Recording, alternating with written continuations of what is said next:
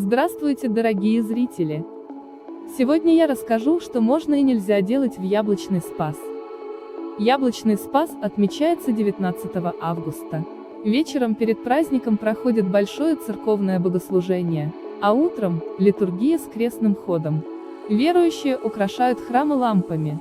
Священники в этот день служат в праздничном белом облачении. С собой прихожане приносят колосья пшеницы, корзины с яблоками, виноградом и другими плодами. После освящения фрукты можно употреблять в пищу. У праздника много обычаев и примет, например, есть целый спектр дел, которые можно или нельзя делать в праздник. Что можно делать на Яблочный Спас? Самое главное в праздник – прийти на службу в храм и помолиться дома. На праздник Яблочного Спаса можно собирать яблоки нового урожая и заготавливать их на зиму, варить варенье, сушить и консервировать. Освященными в церкви плодами принято было делиться с больными, сиротами и нищими. Если не поделиться яблоками с нуждающимся, богатого урожая на будущий год не собрать. Можно выпекать пироги из яблок, готовить блины и вареники с яблочной начинкой. Можно угощать освященными яблоками соседей, друзей и всех нуждающихся. Считается, в день Яблочного Спаса они обладают особой целительной силой. В этот день можно гадать на будущее. Первое освященное яблоко кислое, человека ожидают трудности, если сладкое – счастье. Что нельзя делать на Яблочный Спас? В праздник Яблочного Спаса нельзя заниматься домашними делами – шить, гладить, стирать и убирать.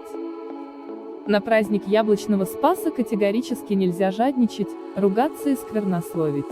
Конфликтовать с окружающими. Говорить и желать плохое другим людям. Необходимо простить все обиды. Также нельзя отворачиваться от людей, просящих о помощи. На второй Спас нельзя есть яблоки до освящения в церкви.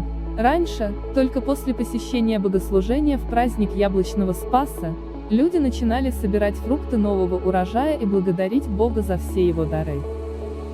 Как и в другие церковные праздники, на Яблочный Спас нельзя выполнять тяжелые работы, заниматься строительством, работать в поле, по дому и в огороде. В праздник Спаса нельзя убивать насекомых, мух, комаров, мошек и других жучков.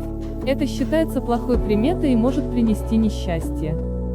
Нельзя купаться в водоемах на Яблочный Спас. Согласно древним поверьям считалось, что можно потревожить водяных и русалок, которые в этот день залегали на дно и готовились к зимней спячке. В этом случае можно было навлечь беду на всю семью. Запрещены шумные вечеринки и гуляния, распитие алкогольных напитков, употребление мяса, молока, жирной животной пищи. Предпочтение стоит отдать растительной пище. Свадьбы в этот день не принято играть. Дело в том, что на 12-е праздники, к которым относятся и преображение, в храмах не венчают.